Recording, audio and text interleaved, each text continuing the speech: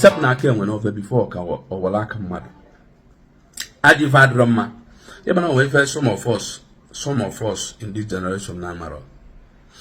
Ọ bụrụ na ime aji ife taa aji ife a imete egbu ita. You know? Yes. O nwere ike in future. Mgbe aji ife a ime eji bịa, mgbe the repercussion ga-eji bịa. Ime nchetazi na onwe onye imegide mgbe a ebido siba na onwe mkpa ndị na-emegide gị nwa. But it is also that at the past, no one go somebody destroy his future, his hope, or her future, or her hope. Yes, I was also battle mother analysis. Seven I came on over, only if I can one name go well and came you and care. Then give an email because now this generation I know. I'm going on up at let's go back to our root. Bobble is let's go back to our root. People always asking, if I am an Igbo can ask in the Malakafanachi, yes, no. You will be waking me, Bundeman morning. Roman Pulabani on the morning and now. Mamnunada for Kawamana because I'm well by Jellica, Chuang, Agent 2K. Because I'm a video night trend in a film of the can any Mokaji Park, Ebukwan Waja, KG Waja, Moke on name. No, onye Anambra State, echefu na ma Febos na Anambra State mana ono bu notion of on one nine ko all na Ghana. Nwere interesting topic o chilon maka na mo ejiri ike ewete video mmadụ na channel ma. Watch if that video is not edifying, is not educating, is not entertaining. You cannot see me bring it to this. This is the 3 watch words. Njimakia. Edification, entertaining, and educating. And I'm with a video on trend. You can trend for nonsense. But I go with video about in the next 2-3 years. You can actually watch it and learn something. Only question an alosi. Gini mere na ndị a na-atụ n'alụsị na alụsị adịghị egbu ndị n'obodo oyibo ọ bụrụ sọsọ ndị nọ na bai ọ dozi ime na alụsị anaghị across boundary. Ekwe m ekwusi na akwa Jizọs bụ ultimate n'ifele na ị na-agwọ nta agwụ imo na alụsị anakwa agafe airport alụsị anakwa aba banki maka ị na-awọchi ihe niile ha na-eme ịma na ọ bụ na a na-agwọ disappear and appear. Gịnị mere ndị mmadụ agwọbeghị ba bank ji buli ego n'ọlụ mma? You can do that maka ka ịma nka na ịma ha ọzọ. Every day ndị bank na-renew their charms, their ritual ka ha ga-agba loss of disappear and appear. You will never hear it no me. Na-aghọta? So na ị na-ebu egwu ebu na-eme na alụsị according to ihe onye a na-ekwu ọ sị na ke nke bụ na alụsị anaghị egbu ndị nọ na ndị n'obodo Igbo n'ọsọsọ ndị nwanne anyị nwoke ndị nọ nso ka nyebe alụsị n'obodo ọzọ imi na ọ tụrụ na ha na-eje apịgbu ndị mmadụ wute aka ha. Ụna na-aghọta ọnwụ ha bụ na ịgbagide ha were aka ha je pigbuo mmadụ sị gị na onye ahụ nọ alụsị bụ ihe gbuli ya. Biko achọrọ m kwuo na vidio waja kwunu no the 19 okwu concerning ihe ndị alụsị na-eme na Igbo anyị na-anachiata azụ ọzọ ngwana na the video. We are coming back again. Ndị Igbo ekene m mụanụ zụanụ ụmụ anyị zụọ anyị aka bụ nwanne unu nwoke waja ofu onye aka dị ọcha n'ụmụ dị ọka. Good morning my brothers, good afternoon, good evening depending your location. Yes. Ụmụ nwanne m asị nka m bịa na efifi aka m kpachara onwe obere event ọka kpachara because ajụgo m ajụjụ a mbụ jụọ na ebua enwetabeghị m ansa but nke a bụ nke ịtọ na ajụọ which so many times njugolie ajụ m ya na real.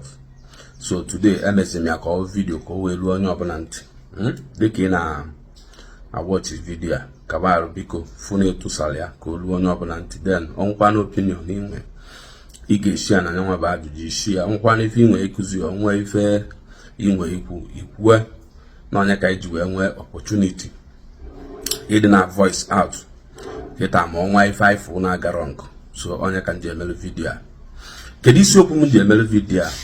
Isiokwu m ji emelu vidio a n'efifi a bụ kedu ife kpata na ịbịa n'ala Igbo today alụsị dị n'ala Igbo bụ sọsọ ndị Igbo ka ọ na-egbu. Ajụbụgo m ajụ a which na-enwetara enough answer mgbe na-ajụ ya rekwu again and ma continue na-ajụ ya till enweta m a tactical answer that will stop me or prevent me from asking the question. Kedu ife mee n'ala Igbo today na alụsị ndị Igbo bụ so onye Igbo ka ọ na-egbu? Example, enwere so many ndị Igbo nọ na Lagos gụlana n'aka ndị ofe mmanụ n'alfa na-ejegide kọtụ jecha kọtụ ewekwala na-anyekwa ndị ofe mmanụ a. Kedu ife mee na onye be anyị ama mbịa tụọ onye ofe mmanụ a na alụsị dị n'ala Igbo, alụsị dị n'ala Igbo egbuo onye ofe mmanụ a, ebute ozu ya n'ofe na okwu alụsị dị n'ala Igbo dọba na-esi vidio.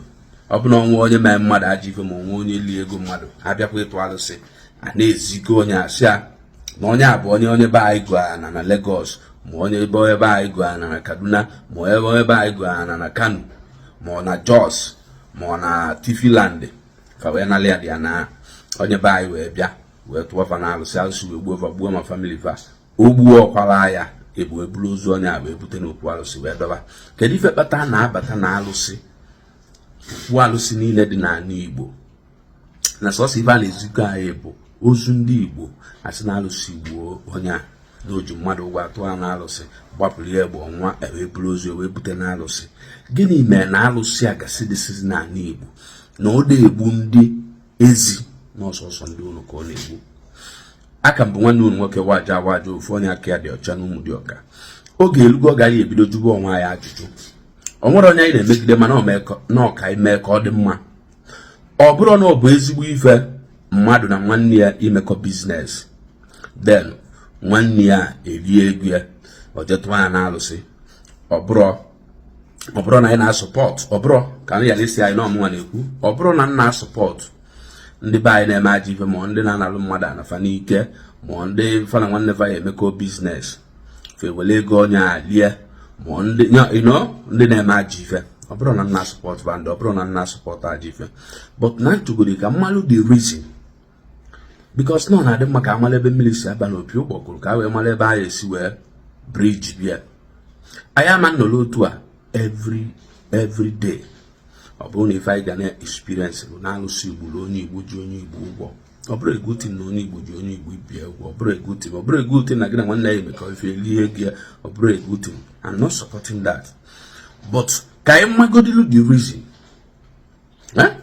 ka anyị malụ the reason na ọsọsọ n'ebe ndị Igbo nọ ike na-eke n'ụlọ bụ ajọ ike. Yes, ike na-eke n'ụlọ bụ ajọ ike. Ọ kwesịrị na otu o si wee dị na alụsị Igbo ga na-egbu onye ọbụla otu a nọ Gana na mụ na ndị Gana mekọ biznes. Onwe onye Gana li ego m, I will move straight n'ala Igbo je ma onye na-alụsị o gbuo ọkwara ya, ma onye di ya mgbe onye na-alụsị ya gbuo ebulu ya. Then onye ndị Gana na-anụ na ndị a na-akpọkwa ndị Igbo ndị Biafra na alụsị dị na befa dịkwa powerful ijidekwafa ụgwọ lie ego fajara ana m oyi na dị alụsị egbu ego ozugbo. Egwu a na-adịfa na-arụ. But na nke a bụ na ọsọsọ ụmụ nwanne anyị ka anyị na-afụ di ya mgbe sị ka njụa kedu ife kpatara ya? M ga-need answer na this video na-eme. Ọnwa ife ịmadebere ịkọ, ọnwa ebe ị nwere experience ịkọwa, onwere ife ị nwere ga-akụzi ife mmụta anyị ga-amụta from ajụjụ anjụ ijụa. Then ụmụ nwanne anyị bụ ndị nke ya agaghị na nwanne emekọ ife ilie gị ma eme biznes ịkọ akụkọ ka story tụọ asị n'azụ sepụ na aka enwe n'ofe before ka ọ were aka mmadụ. Ajọ ife adịrọ mma. Ebe na onwe ife some of us in this generation na amara. Ọ bụrụ na ime ajọ ife taa, ajọ ife a imete egbu ita, you know. Yes, o nwere ike in future mgbe ajọ ife anyị na-eyi eji bịa, mgbe the repercussion ga-eji bịa, ime nchetazi na onwe onye imegide mgbe anyị bido siba na onwe mkpa ndị na-emegide gị nwa.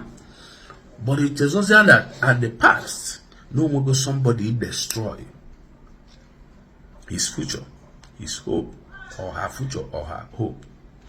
Yes, ọ bụrụ sọsọ mgbe a tụrụ mmadụ na alụsị sepụ na aka enwe n'ofe onwe ife gị na nwanne emekọ were nke enyi nke then ka ife a na-eme wee na-aga because na this generation anyị nọ onye gbagoro onye abata a na-ekwu ya sị let's go back to our root. Mgbe ọbụla esi let's go back to our root, people always asking ọkwa ife a na-eme na Igbo ka a na-asị ndị mmadụ ka fanachi ya no. That's why people like me ji wepụta on Facebook na-eme ka ndị mmadụ ghọta that na Igbo tradition, Igbo culture, ọdịbendị and ọdịnala dị iche na ụmụ ife ndị a niile. Yes, onye akpata njekwe na-ekwusie ike na-ekwukwa onye filu na ebe a mụnwa ma na-akọwakwuwe na onye bụ the truth na ọ bụrụ ya. You can call me for debate, you can call me for live video and discuss anya na alụsị ya bụrụ ife ndị Igbo na-efe. Yes, ọnọdụ ka ife ndị mmadụ butere onwefa. Yes, wezialia na-eme one or two things then ndị mmadụ na-eje there otu osi wee dị but ọ bụrụ ya bụ the reason mmadụ na nwanne ya aga emekọ ife iwere ego nwanne ilie. Aka mbụ nwanne unu nwoke waja ofu onye aka dị ọcha na ụmụ dị ọka. Then ọ nwekwazi another question say can add there to this question ka ọ wee maa mma.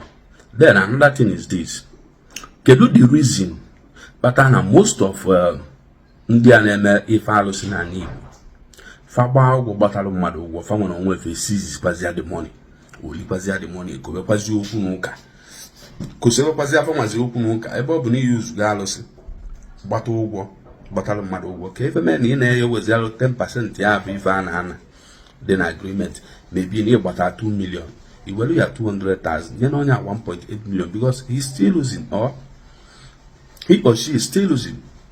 Ịmara ebe o si gote ego onye onye ịgbata ụgwọ then agbatakwa ụgwọ agbata gị nwata igbe aka sizikwa the whole money akpọ ile na akpọ ile na-achụ ya ebe achụ tili abịa were polisi mee ya arrest before iwe wepụta the money. Ọ dịrọ mma ụmụ nwanne anyị bụ ndị nke na-agba ụgwọ wite alụsị tu so onye ka m ji ajụrụ si kedu the reason unu ji emezili otu a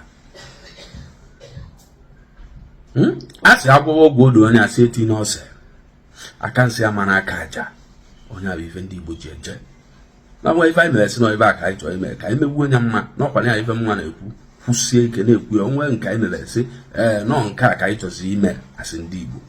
Let's start doing it well because na ịnọrụ na-epreach Igbo tradition, na-epreach Igbo culture, na-epreach njirimara ndị, na-epreach ọdịbendị, na-epreach ọdịnala ta ụmụ nwanne anyị na-eme ka fagọta na ife ọbụla gbasara Igbo dị holy.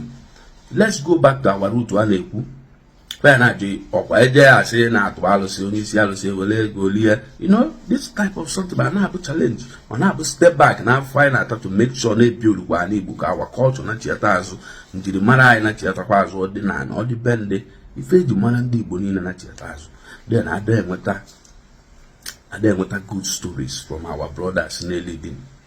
Yes, although someone like me malu that na there is difference between okpuana Okumo and alụsị na Igbo, but so many people are mad. Yes, which I have a program to run about it in order to lecture our people the difference between Okumo, Okuana and alụsị.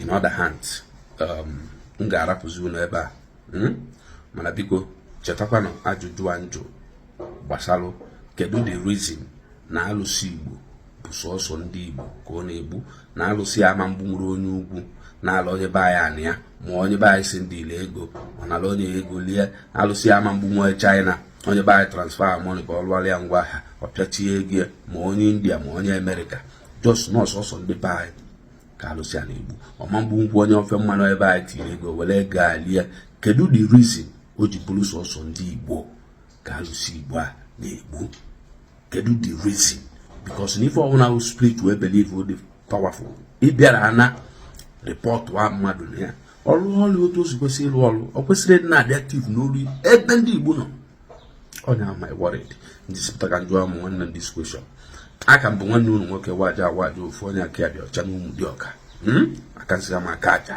ma rapụ n'ebe a ka emesịanụ biko dịka watch video a comment your own opinion try ya ka Ishi ka olu ụmụ nwanne anyị ndị ọzọ ntị at least ka anyị nwee ike na-akụziri onwe anyị ife a na-akụziri ọrụ anyị because na-asịkwa na mmụta akasị learning is the only thing on earth the constant we learn daily ekene m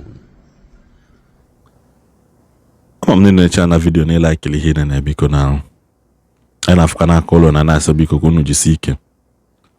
All by December ka man I look like 10,000 followers. 10,000. That will give us a very good 1 year anniversary. By December 24th, I man I look about 10,000 followers. And now I can share video.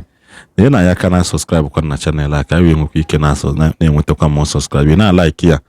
Na share video I can do so look again afọ ihe na afọ na channel anyị biko imechakwa like ya like the video ịgbawa mbọ ti comment gị na comment section ngwanụ ka enwe mbọ ọzọ ụmụ Igbo